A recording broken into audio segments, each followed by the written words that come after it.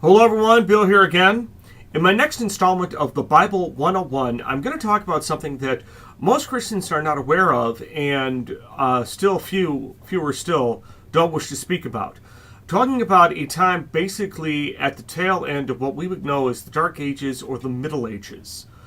After the fall of Rome, and then eventually throughout the rest of Europe, education broke down, and education was only for the very rich, kings and priests. And this was common, sadly, for the next 1,000 years. And unfortunately, the church got off the rails, and eventually no one read the Bible or anything else for that matter. And this became a very serious problem. A person can go through their entire life without ever reading or ever having the ability to read or write throughout their entire life. And sadly, this went on for many, many centuries, and literally for 1,000 years. So with that, the thing is that, like I said, the church went off the rails, and really much of what Martin Luther would rail against centuries later came into play, and I'll get to that in another video. And the thing is that no one could read or write, so virtually no one owned a Bible. This wasn't simply because, well, I have no interest in reading it. They couldn't read. That was their first and main problem. Most people could not read or write, so you couldn't do that. So unfortunately, as time rolled on, it became illegal to read the Bible. Now, of course, again, this is no longer, the policy, but back then it was. Okay, and then of course, even in some places, it was also illegal to own a Bible. Only a king, only a priest could own one. Even if you were very independently wealthy, you couldn't own a Bible. Now, of course, again, in this modern world, we view this as, well, that's stupid, that's silly, that's oppression. But the thing is that it wasn't much enforced simply because, again, most people couldn't read, so there was really no purpose or need to own a book. So again, there was no education. And this leads me up to my next point, and a very big hero champion in the history of the Bible.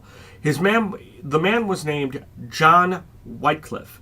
Now, he was a Catholic priest, and what it is that he saw basically he could read, he could write, and yes, he did read the Bible. Now, of course, when I say he read the Bible in Latin, because that was the only Bible that they had at the time.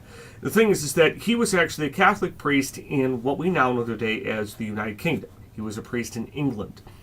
And the thing is that as time went on, when he was working with his congregation, there were many of these superstitions and skepticism of both Christianity and the Bible and God, which simply was not unfounded. So what John Wycliffe did was he started producing the Bible in English.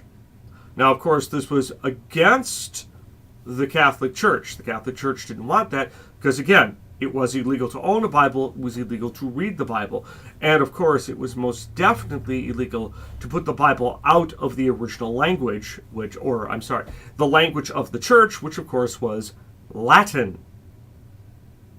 Okay?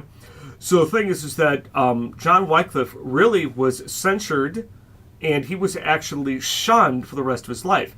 Now, during the course of his life, he had several strokes, and then eventually he died from it, and then the local parish basically buried him in the cemetery.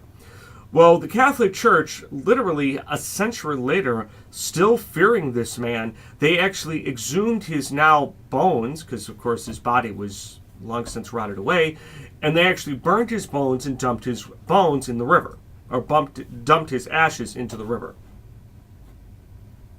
Okay? So the thing is that, and then of course, again, if you were caught with a Bible in your possession, one of these handwritten Wycliffe Bibles, that was illegal, and you were either executed or you were imprisoned for a very long time. But this, again, was the law and the rule of the land. Again, we, of course, look back at this and we think this is stupid, this is silly, but this is the way it was back then. Okay? So there's that. There's my next installment of The Bible 101. Please stay tuned for my next episode, and please check out the rest of my videos here on YouTube. Thank you, and have a nice day.